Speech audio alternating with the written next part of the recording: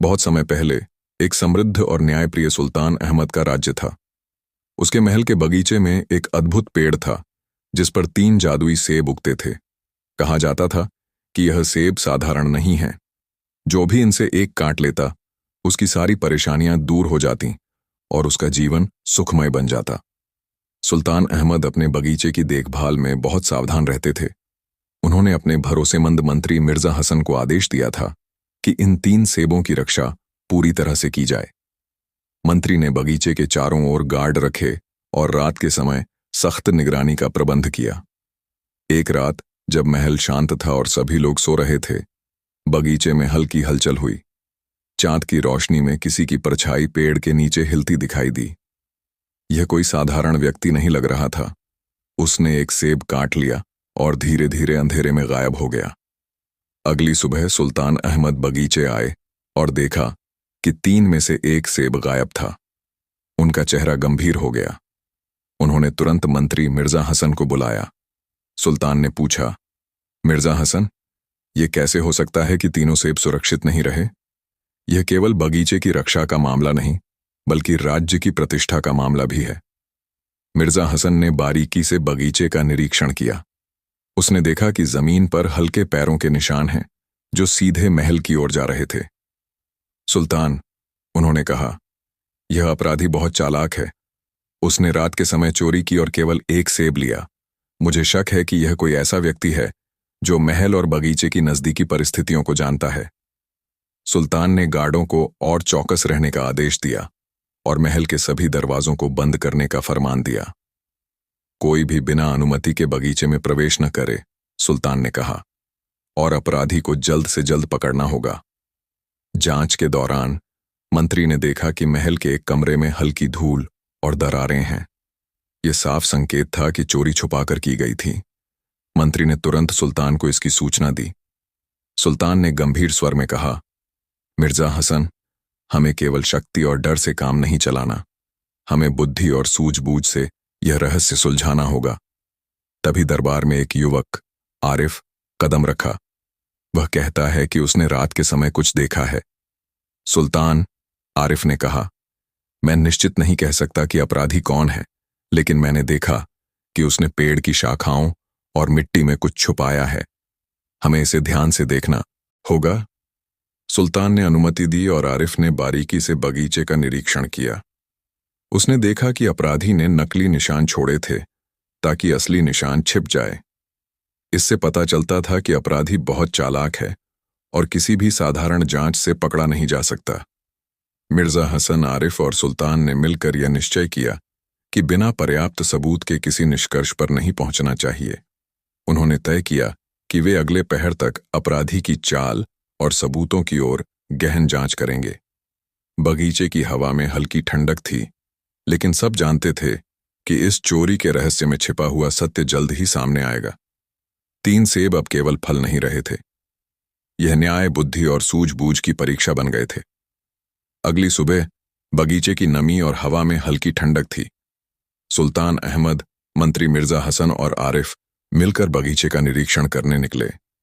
तीनों जानते थे कि 3 सेब का रहस्य केवल बगीचे के भीतर ही नहीं, बल्कि उस व्यक्ति की चालाकी में छिपा है जिसने सेब चोरी किया। आरिफ ने ध्यान से देखा कि पेड़ की शाखाओं और मिट्टी में कुछ विशेष निशान हैं। उन्होंने कहा, सुल्तान, यह निशान साधारण नहीं है। अपराधी ने हल्की मिट्टी पर अपने कदमों की गहराई बदलकर यह दिखाने की कोशिश की है कि वह कमजोर है, जबकि वास्तव में वह मजबूत और चालाक है। यदि हम सूझबूझ से जांच करें तो उसे पकड़ सकते हैं। मिर्जा हसन ने अपनी अनुभव की नजर से पूरे बगीचे का निरीक्षण किया। उन्होंने देखा कि पेड़ के नीचे कुछ टूटे हुए पत्ते और शाखाएं हैं। ये स्पष्ट संकेत हैं, उन्होंने कहा। अपराधी ने केवल सेब ही नहीं लिया, बल्कि रास्ता बनाने के लिए कुछ शाखाएं भी तोड़ी। इसका मतलब यह है कि उसने चोरी की तैयारी पहले से की थी। सुल्तान ने गंभीर स्वर में कहा, हमें जल्दी कार्यवाही करनी होगी। यदि अपराधी को पता चल गया कि हम जांच कर रहे हैं, तो वह हमेशा के लिए गायब हो सकता है। हमें अगले कदम को सोच समझकर उठाना होगा। आरिफ ने सुझाव दिया कि वे रात में संध्या के समय बगीचे की निगरानी करें। मैं रात भर पेड़ के पास रहूंगा और किसी भी हलचल पर तुरंत सूचित करूंगा। इसके लिए हमें गार्डों की सहायता भी चाहिए। रात को बगीचे में चांद की रोशनी बिखरी हुई थी। आरिफ और गार्ड अपनी अपनी जगह पर खड़े हुए। कुछ समय बाद उन्होंने हल्की हलचल महसूस की। किसी ने धीरे धीरे पेड़ की ओर कदम बढ़ाए। आरिफ ने ध्यान से देखा और फुसफुसाया, सुल्तान, मैंने उसे देख लिया। वह वही व्यक्ति है जो सेब चोरी कर गया था। सुल्तान ने तुरंत अपने दरबारियों को आदेश दिया कि अपराधी को पकड़ने की तैयारी की जाए। लेकिन जैसे ही अपराधी ने गार्डों को देखा, वह बहुत तेजी से पेड़ की शाखाओं और झाड़ियों के बीच से भाग गया। इस भाग दौड़ में अपराधी ने एक लाल दस्ताने गिरा दिया। यह छोटा सा सुराग सुल्तान और मंत्री के लिए बहुत महत्वपूर्ण था। यह दस्ताना हमें अपराधी तक पहुंचाने का पहला सुराग देगा, मिर्जा हसन ने कहा। अब हम जानते हैं कि उसने अपनी पहचान छुपाने के लिए कोई योजना बनाई थी, लेकिन उसने गलती कर दी। सुल्तान ने दृढ़ता से कहा, हम इसे छोड़ेंगे नहीं। जो व्यक्ति हमारे बगीचे से जादुई सेब चोरी करने की हिम्मत करता है, उसे पकड़ना हमारी जिम्मेदारी है। आरिफ, इस दस्ताने के निशान और मिट्टी के पैरों के निशान के आधार पर उसकी खोज जारी रखो। आरिफ ने दस्ताने को सावधानी से उठाया और ध्यानपूर्वक जांच शुरू की। उसने महसूस किया कि दस्ताने के अंदर हल्की मिट्टी लगी है, जो महल के एक खास हिस्से की मिट्टी जैसी थी। इसका मतलब है कि अपराधी महल और बगीचे दोनों के माहिर हैं, उसने मिर्जा हसन को बताया। हमारे लिए अब यह स्पष्ट है कि वह केवल लालच से नहीं, बल्कि किसी योजना के तहत आया है। सुल्तान ने घोषणा की कि अगले पहर में सभी महल के दरवाजे, गार्ड और बगीचे के सुरागों को मिलाकर अपराधी तक पहुंचने की कोशिश की जाएगी। तीनों जानते थे कि यह केवल शुरुआत है और असली रहस्य अब धीरे धीरे खुलना शुरू हो रहा था। रात भर बगीचे में खामोशी छा गई। चांद की रोशनी में केवल पेड़ और गिरा हुआ लाल दस्ताना चमक रहा था। ये छोटे से सुराग ने पूरे महल को उत्तेजना और जांच की दिशा दी थी।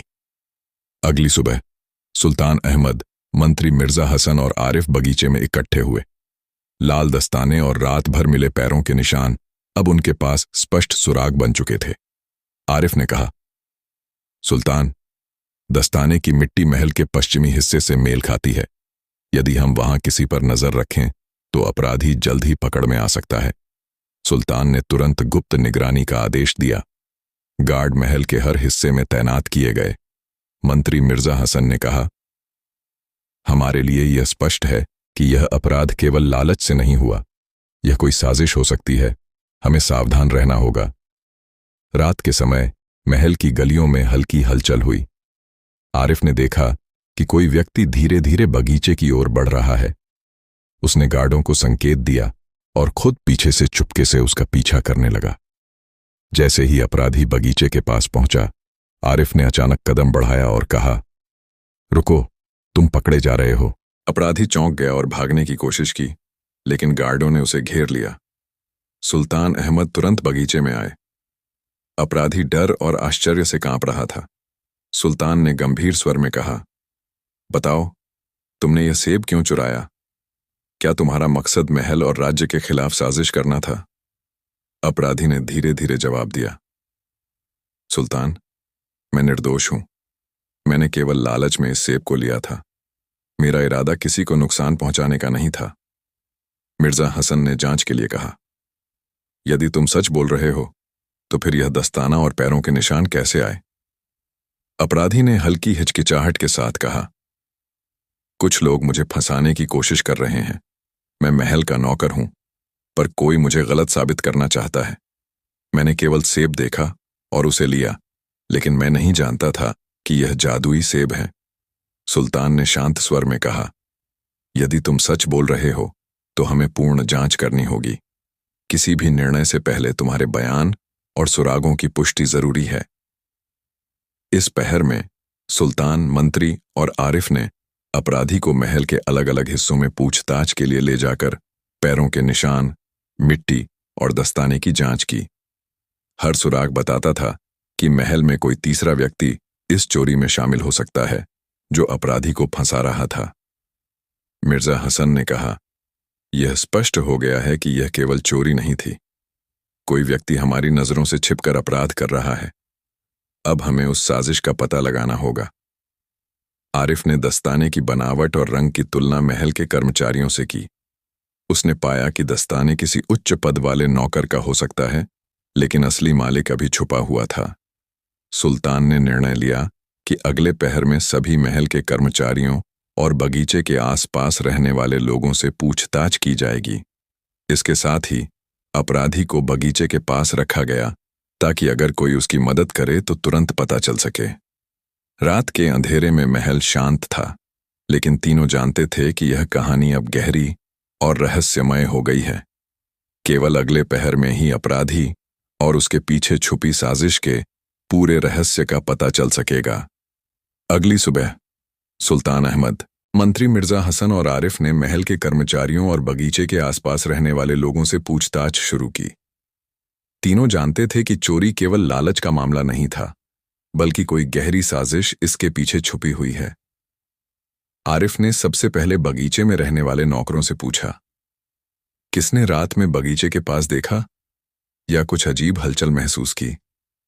कुछ नौकरों ने कहा कि उन्होंने रात में छायाओं की हल्की सरसराहट देखी थी, लेकिन किसी ने अपराधी का चेहरा नहीं देखा। मिर्जा हसन ने कहा, यह सही संकेत है।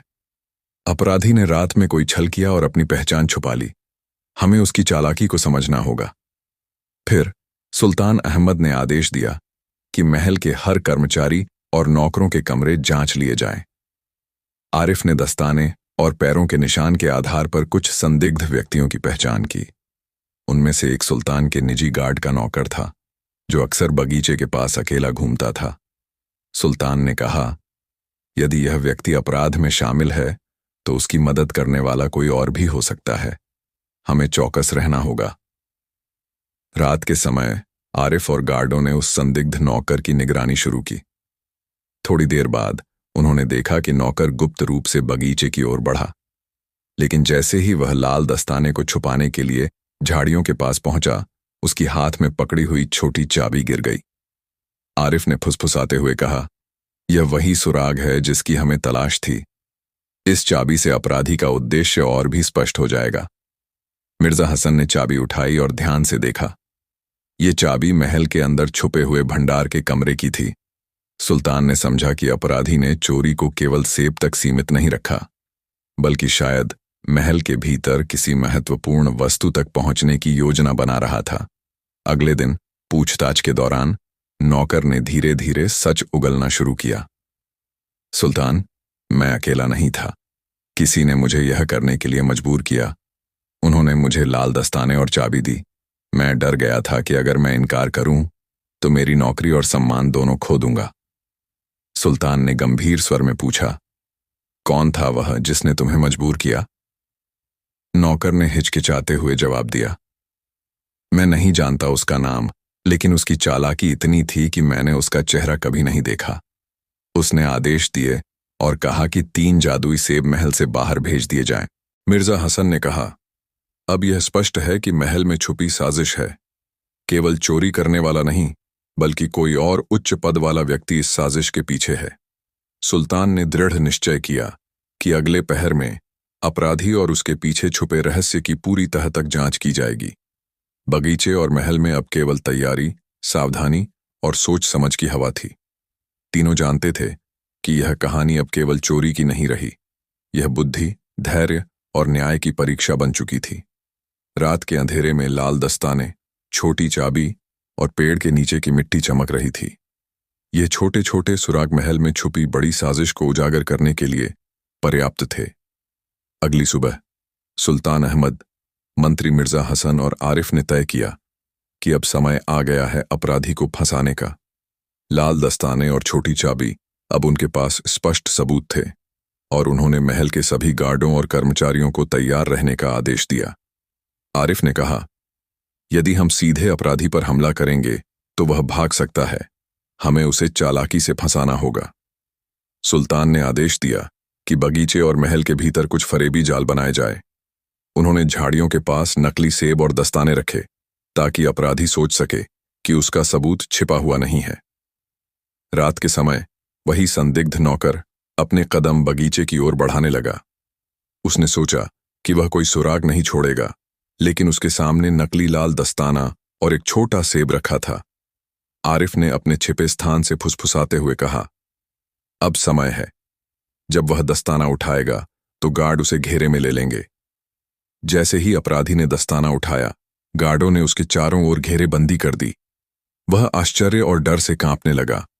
सुल्तान अहमद ने गंभीर स्वर में कहा, तुमने महल और हमारे जादुई सेब के साथ क्या किया? अब सच्चाई बताओ, कोई झूठ नहीं चलेगा।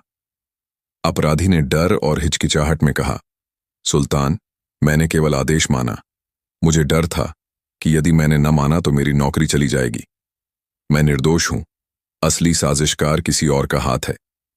मिर्जा हसन ने तुरंत कहा, यदि यह सच है तो अब हमें उस उच्च पद वाले साजिशकार को पकड़ना होगा। यह केवल तुम्हारी गलती नहीं है। सुल्तान ने अपने दरबारियों और गार्डों को निर्देश दिया कि महल के सभी वरिष्ठ कर्मचारी और नौकर जो बगीचे और जादुई सेब के पास रहते हैं, उनकी जांच की जाए। आरिफ ने दस्ताने और छोटी चाबी की तुलना उन कर्मचारियों के सामान से की। उसने देखा कि दस्ताने का साइज और बनावट महल के एक उच्च पद वाले नौकर के अनुसार है, जो अक्सर सुल्तान के निजी कामकाज में शामिल रहता था। सुल्तान ने कहा, अब स्पष्ट है कि इस चोरी के पीछे केवल लालच नहीं है। कोई उच्च पद वाला व्यक्ति यह सब ऑर्केस्ट्रेट कर रहा है। अगले पहर में हम उसकी पहचान करेंगे और साजिश का पर्दाफाश करेंगे। रात के समय महल में केवल हल्की हवाएं और पेड़ों की सरसराहट सुनाई दे रही थीं। लाल दस्ताना और छोटी चाबी अब केवल सुराग नहीं रहे, यह महल में फैली गहरी साजिश का प्रमाण बन गए थे। सुल्तान, मंत्री और आरिफ जानते थे कि अपराधी को पकड़ना केवल शुरुआत थी। असली चुनौती साजिश का मास्टरमाइंड पकड़ना और उसके इरादों को उजागर करना थी। बगीचे में अब हर कदम सावधानी और सोच समझ के साथ उठाया जा रहा था। प्रत्येक झाड़ी, पेड़ और मिट्टी के निशान को ध्यान से देखा जा रहा था। आरिफ ने अंत में कहा, हमने पहली चाल सफलतापूर्वक पूरी कर ली। अपराधी अब हमारे फंदे में है। अब असली रहस्य सामने लाने का समय आया है। रात के अंधेरे में महल और बगीचे में खामोशी फैल गई, लेकिन लाल दस्ताना, छोटी चाबी और पेड़ की मिट्टी अब अपराध की पूरी साजिश का मार्गदर्शन कर रहे थे। अगली सुबह सुल्तान अहमद, मंत्री मिर्जा हसन और आरिफ ने तय किया कि अब समय आ गया है महल में छुपे साजिशकार को पकड़ने का। पहले अपराधी को फंदे में फंसा लिया गया था और अब इस साजिश की गहरी तह तक जाना जरूरी था। आरिफ ने दस्ताने और छोटी चाबी के आधार पर महल के उच्च पद वाले कर्मचारियों की सूची तैयार की। उनमें से कुछ ने रात में बगीचे के पास अजीब हलचल की थी और कुछ के सामान दस्ताने से मेल खाते थे। सुल्तान ने कहा, हमें अब किसी को भी मौका नहीं देना चाहिए। साजिशकार को पकड़ने के लिए हम सभी गार्डों और कर्मचारियों की मदद लेंगे। रात के समय महल और बगीचे में गुप्त निगरानी की गई। आरिफ और गार्डों ने सभी संदिग्धों पर ध्यान रखा। कुछ देर बाद उन्होंने देखा कि एक उच्च पद वाला नौकर, जो हमेशा सुल्तान के कक्ष के पास रहता था, चुपके से बगीचे की ओर बढ़ रहा है। आरिफ ने फुसफुसाया, सुल्तान, यही साजिशकार है, वह अब पकड़ में आएगा। जैसे ही नौकर बगीचे के पास पहुंचा, गार्डों ने उसे चारों तरफ से घेर लिया। सुल्तान ने गंभीर स्वर में कहा, अब सच्चाई बताओ, यह चोरी और महल में फैली साजिश किसने रची? नौकर डर और हिचकिचाहट में बोला, सुल्तान, मैंने सब कुछ देखा, लेकिन डर के कारण किसी को नहीं बताया। यह सब आपके पुराने एक सलाहकार की योजना थी। उसने मुझे धमकाया कि यदि मैंने विरोध किया तो मेरी नौकरी चली जाएगी। मिर्जा हसन ने तुरंत कहा, यदि यह सच है तो अब हमें उस सलाहकार को पकड़ना होगा और तुम जो निर्दोष हो, तुम्हें सजा नहीं दी जाएगी। सुल्तान ने आदेश दिया कि अब सभी महल के दरवाजे बंद कर दिए जाए और संदिग्ध सलाहकार को पकड़ने के लिए गार्ड तैयार रहें। आरिफ ने दस्ताने और छोटी चाबी की तुलना सलाहकार के सामान से की। सभी संकेत स्पष्ट थे। यही वही व्यक्ति था जिसने चोरी और साजिश का मास्टरमाइंड प्लान तैयार किया था। सुल्तान ने उच्च पद वाले नौकर से पूछा, तुमने क्या सबूत देखे और किसने तुम्हें धमकाया? नौकर ने कहा, सुल्तान, मैंने देखा कि सलाहकार ने रात में लाल दस्ताने और जादुई सेब के पास अपनी योजना बनाई थी। उसने मुझे आदेश दिया कि मैं सेब चोरी करूं और महल में भ्रम फैलाऊं। मैं डर गया था और इसलिए उसने मुझे नियंत्रित कर लिया। सुल्तान ने ध्यान से सुना और कहा, अब हम साजिशकार को पकड़ लेंगे और न्याय करेंगे। निर्दोष नौकर की गलती के लिए उसे दंडित नहीं किया जाएगा। मिर्जा हसन और आरिफ ने तुरंत कार्रवाई की। गार्डों ने सलाहकार को पकड़ लिया और उसे सुल्तान के सामने पेश किया। सुल्तान अहमद ने कहा, तुमने महल और राज्य के खिलाफ साजिश की, तुमसे विश्वासघात हुआ है, अब न्याय के अनुसार कार्रवाई की जाएगी। सलाहकार अब अपनी चालाकी के बावजूद पकड़ा गया था। उसने अपनी गलती स्वीकार की और कहा कि वह केवल लालच और सत्ता की भूख में ऐसा कर रहा था। सुल्तान ने कहा, यह कहानी हमें सिखाती है कि केवल लालच और चालाकी से सफलता नहीं मिलती। सच्चाई और न्याय हमेशा उजागर होते हैं। तुम्हारी योजना विफल हो गई। इस पहर में महल और बगीचे में शांति लौट आई। लाल दस्ताना, छोटी चाबी और पेड़ के नीचे की मिट्टी अब केवल सबक और अनुभव के रूप में बची। सुल्तान ने आरिफ और मिर्जा हसन को धन्यवाद दिया कि उन्होंने बुद्धि और धैर्य से अपराधी और साजिशकार दोनों को पकड़कर महल की सुरक्षा सुनिश्चित की। रात के अंधेरे में महल में फिर से शांति और सुरक्षा फैल गई। तीनों जानते थे कि अब महल और बगीचे में कोई भी अराजकता और चोरी की योजना सफल नहीं हो सकती। सुल्तान अहमद ने महल में साजिशकार को पकड़ने के बाद तुरंत आदेश दिया कि 3 जादुई सेब सुरक्षित रूप से वापस पेड़ पर रखे जाएं। मंत्री मिर्जा हसन ने अपने कर्मचारियों के साथ बगीचे में विशेष व्यवस्था की। उन्होंने पेड़ की शाखाओं को सावधानी से जांचा और सुनिश्चित किया कि सेब पूरी तरह सुरक्षित हों। आरिफ ने देखा कि पेड़ की शाखाओं पर अब नई हल्की हवा और चांद की रोशनी में सेब चमक रहे थे। सुल्तान, अब सेब सुरक्षित हैं। कोई भी उन्हें चोरी नहीं कर पाएगा। हम महल की पूरी सुरक्षा को दोगुना करेंगे। सुल्तान अहमद ने मुस्कुराते हुए कहा, आरिफ, मिर्जा हसन, आज से हमारा बगीचा और महल न केवल सुरक्षित हैं, बल्कि इन जादुई सेबों की वजह से हर कोई खुश और संतुष्ट रहेगा। महल के कर्मचारियों और गार्डों ने भी राहत की सांस ली। बगीचे में अब हल्की ठंडी हवा, खुशबूदार फूल और चमकती रोशनी सभी का मन प्रसन्न कर रही थी। लेकिन जादुई सेब केवल सुंदरता के लिए नहीं थे। उनका महत्व यह था कि जो कोई भी इन्हें सही नीयत से देखे, उसे ज्ञान और शक्ति मिलती। सुल्तान ने इस बात को ध्यान में रखते हुए बगीचे के चारों ओर सुरक्षा के नए नियम बनाए। अचानक आरिफ ने देखा कि पेड़ की एक शाखा हल्की हिल रही थी। उसने झांक कर देखा और मुस्कुराया। सुल्तान, एक सेब हल्की सी चमक में झिलमिला रहा है। यह संकेत है कि अब सब ठीक है। कोई भी बुराई इसे प्रभावित नहीं कर सकती। सुल्तान अहमद ने कर्मचारियों से कहा कि सभी लोग अपने अपने स्थानों पर रहें और बगीचे के आसपास शांति और अनुशासन बनाए रखें। मिर्जा हसन ने यह सुनिश्चित किया कि पेड़ की मिट्टी, शाखाएं और आसपास की जगह पूरी तरह जांची जाए ताकि कोई छोटा सा भी सुराग चोरी का न छोड़े। उन्होंने कहा, अब कोई भी लालची व्यक्ति जादुई सेब तक नहीं पहुंच सकेगा। महल में किसी भी प्रकार की अराजकता नहीं होगी। उस रात महल के दरबार में सभी दरबारी और कर्मचारियों ने मिलकर खुशी मनाई। सुल्तान अहमद ने घोषणा की कि अब सेब केवल न्याय और अच्छाई के प्रतीक होंगे। आरिफ ने सुल्तान से कहा, सुल्तान, यह पेड़ केवल सेब नहीं उगाता, यह हमें यह भी सिखाता है कि बुद्धि, धैर्य और सूझबूझ से ही बुराई को हराया जा सकता है।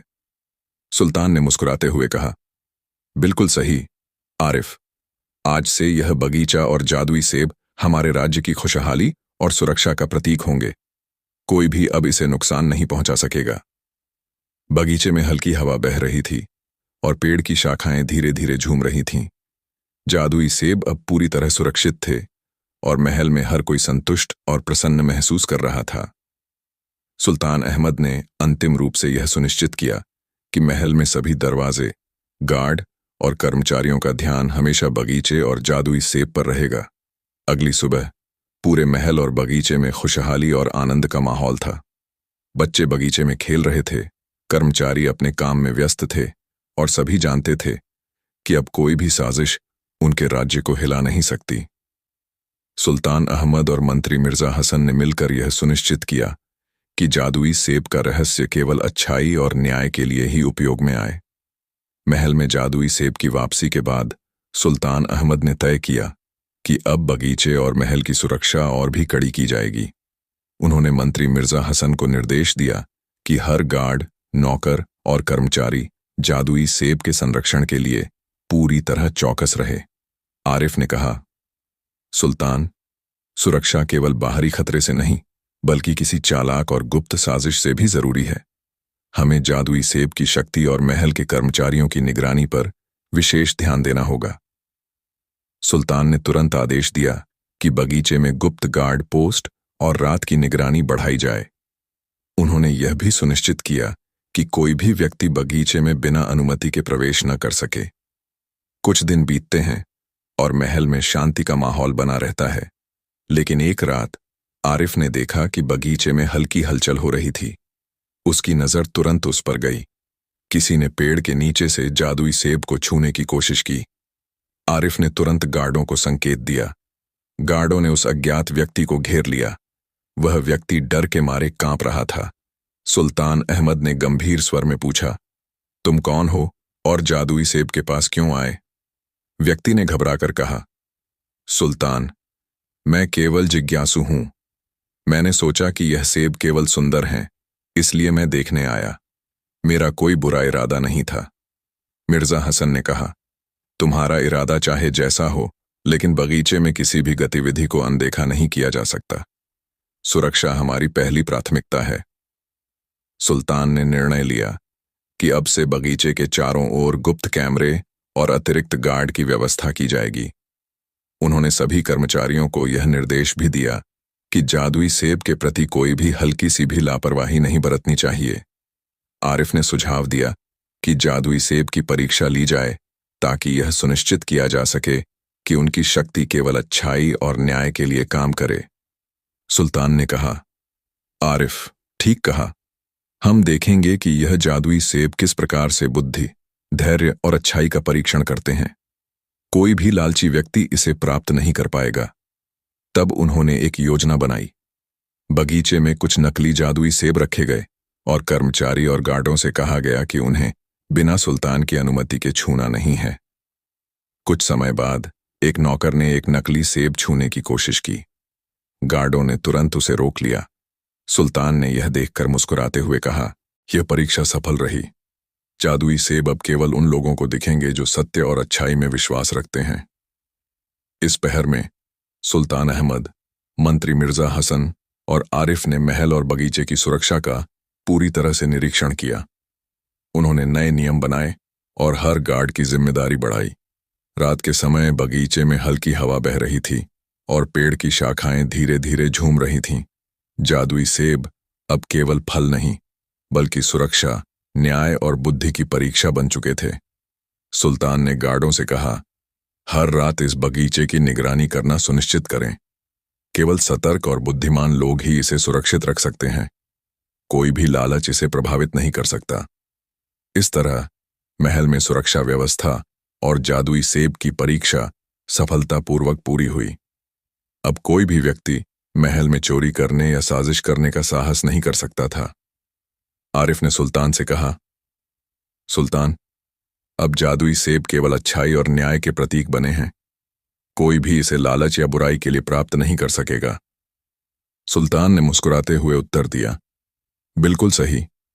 अब सेब केवल हमारे राज्य और लोगों की भलाई के लिए रहेंगे। किसी भी प्रकार की अनियमितता अब संभव नहीं है। महल में जादुई सेब की सुरक्षा और परीक्षा सफल हो चुकी थी, लेकिन सुल्तान अहमद ने जान लिया था कि किसी भी महल में पूर्ण सुरक्षा तब तक नहीं होती जब तक छिपा हुआ रहस्य उजागर न किया जाए। इसलिए उन्होंने मंत्री मिर्जा हसन और आरिफ के साथ अंतिम योजना बनाई। सुल्तान ने कहा, अब समय आ गया है कि हम जादुई सेब और उनके रहस्य की पूर्ण सुरक्षा सुनिश्चित करें। कोई भी बुराई अब इसे प्रभावित नहीं कर पाएगी। बगीचे में उन्होंने कुछ विशेष व्यवस्था की। प्रत्येक पेड़ की शाखा और जड़ के पास छुपे हुए संकेतक और चेतावनी तंत्र लगाए गए। यदि कोई बिना अनुमति बगीचे में प्रवेश करता तो तंत्र तुरंत गार्डों को सूचित करता।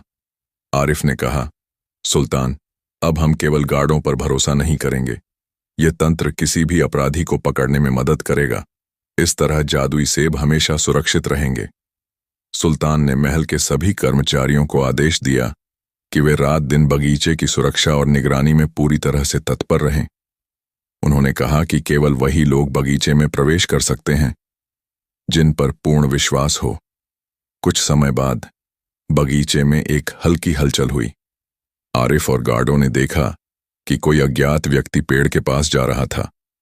तंत्र तुरंत सक्रिय हो गया और गार्ड ने उसे पकड़ लिया। यह घटना साबित कर रही थी कि सुरक्षा तंत्र पूरी तरह काम कर रहा था। सुल्तान अहमद ने अपराधी से पूछा, तुमने यहां कैसे प्रवेश किया? व्यक्ति डरते हुए बोला, मैं केवल जिज्ञासु हूं। मैंने सोचा कि सेब देखकर ज्ञान मिलेगा। मेरा कोई बुरा इरादा नहीं था।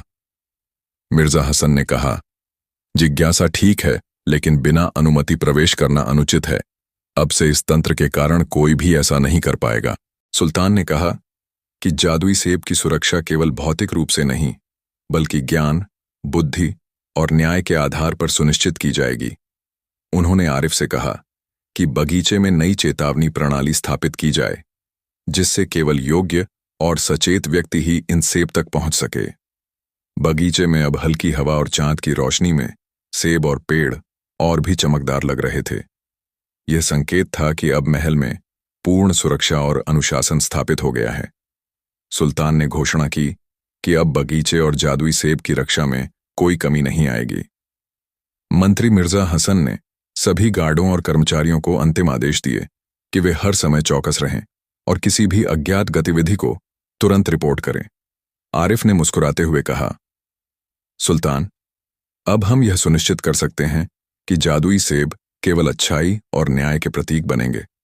कोई भी लालच इसे प्रभावित नहीं कर सकेगा। सुल्तान ने गर्व से कहा, बिल्कुल, अब हमारा महल और बगीचा पूर्णतः सुरक्षित है। जो कोई भी बुराई या साजिश की योजना बनाएगा, उसे तुरंत पकड़ लिया जाएगा। इस पहर में महल और बगीचे में सुरक्षा, अनुशासन और न्याय का माहौल स्थापित हो गया। सभी कर्मचारियों, गार्डों और आरिफ ने मिलकर यह सुनिश्चित किया कि कोई भी जादुई सेब या उनकी शक्ति का दुरुपयोग न हो। रात के समय पेड़ की शाखाएं धीरे धीरे झूम रही थीं और जादुई सेब अपने रंग और चमक में और अधिक उज्जवल लग रहे थे। बगीचे की शांति अब अटूट थी और महल के हर व्यक्ति जान गया कि बुद्धि, धैर्य और न्याय से ही सुरक्षा कायम रहती है। महल में अब शांति और सुरक्षा पूरी तरह स्थापित हो चुकी थी। सुल्तान अहमद, मंत्री मिर्जा हसन और आरिफ बगीचे में खड़े होकर जादुई सेबों को देख रहे थे। तीनों जानते थे कि यह केवल फल नहीं, बल्कि ज्ञान, न्याय और अच्छाई का प्रतीक हैं। सुल्तान ने गंभीर स्वर में कहा, आज से यह बगीचा और जादुई सेब हमारे राज्य की रक्षा और प्रजा की भलाई के लिए होंगे। कोई भी इसे नुकसान नहीं पहुंचा सकेगा। हमने बुद्धि और धैर्य से इसे सुरक्षित रखा है। आरिफ ने आगे कहा, सुल्तान, जादुई सेब केवल उन्हीं को शक्ति और ज्ञान देंगे जिनका दिल सच्चाई और अच्छाई से भरा होगा। लालच या बुराई के लोग इसे प्राप्त नहीं कर पाएंगे। यह महल और राज्य के लिए सबसे बड़ा सुरक्षा तंत्र बन गया है। मिर्जा हसन ने सभी कर्मचारियों और गार्डों को आदेश दिया कि वे हमेशा बगीचे और जादुई सेब की निगरानी करें। यह केवल सुरक्षा नहीं, बल्कि हमारी जिम्मेदारी भी है। जो भी इसमें लापरवाही करेगा, वह केवल अपने लिए खतरा पैदा करेगा। सुल्तान अहमद ने बगीचे की ओर देखा। पेड़ की शाखाएं धीरे धीरे झूम रही थीं और सेब की चमक में रहस्य और शक्ति झलक रही थी। उन्होंने कहा, हमने यह सुनिश्चित किया कि कोई भी साजिश या चोरी अब संभव नहीं है। न्याय और अच्छाई की यही शक्ति हमारे राज्य को सुरक्षित रखेगी। तभी बगीचे में हल्की हवा चली और जादुई सेब धीरे धीरे झिलमिलाने लगे। यह संकेत था कि सेब अब पूरी तरह से अपने काम में लगे हैं। सुल्तान ने यह निर्णय लिया कि अब बगीचे में प्रवेश केवल योग्य और भरोसेमंद लोगों को मिलेगा।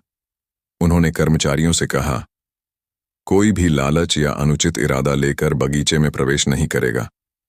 यही जादुई सेब का अंतिम संदेश है। केवल सच्चाई और न्याय का पालन करने वाले ही इसका फल प्राप्त कर सकते हैं। आरिफ ने मुस्कुराते हुए कहा, सुल्तान, अब महल और बगीचे में न केवल सुरक्षा बल्कि सीख और अनुभव भी स्थापित हो चुका है। यह हर किसी को यह सिखाएगा कि बुद्धि, धैर्य और न्याय से ही किसी भी संकट का सामना किया जा सकता है। मिर्जा हसन ने सभी कर्मचारियों को अंतिम निर्देश दिए।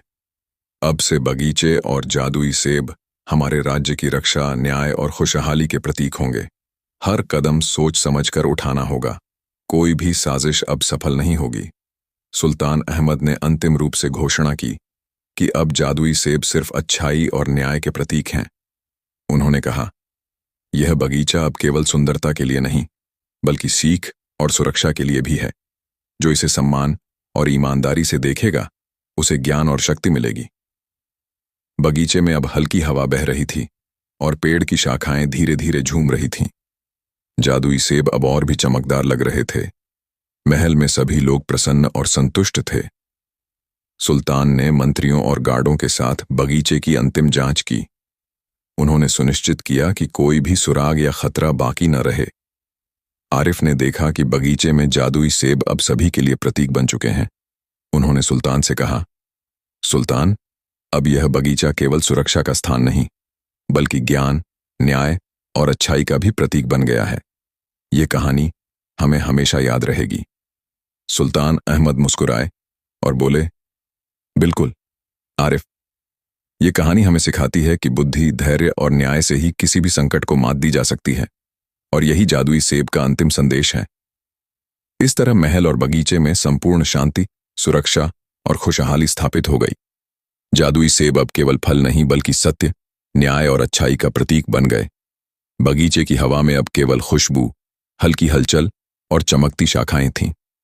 सुल्तान, मंत्री और आरिफ ने यह देखा और मुस्कुराए, यह जानकर कि अब महल में कोई साजिश या चोरी नहीं हो सकती। इस प्रकार 3 जादुई सेब की कहानी पूरी हुई, जिसमें लालच, साजिश, बुद्धि और न्याय की परीक्षा शामिल थी, और अंततः अच्छाई और सत्य की विजय हुई।